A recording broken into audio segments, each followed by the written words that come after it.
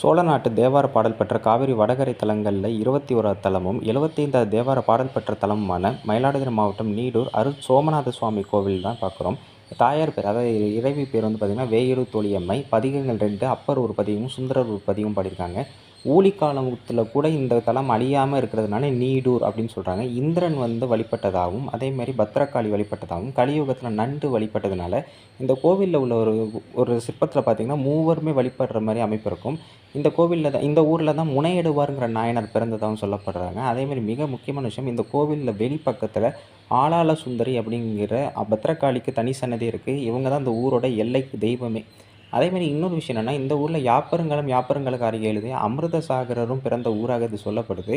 மிக முக்கியமாக இந்த ஊரை ராஜசிகாமணி சதுர்வேதி மங்கலம் அப்படின்னு குறிப்பிட்றாங்க. இது வந்து மிளலை நாடு அப்படிங்கிற நாட்டு பிரிவில் வருது.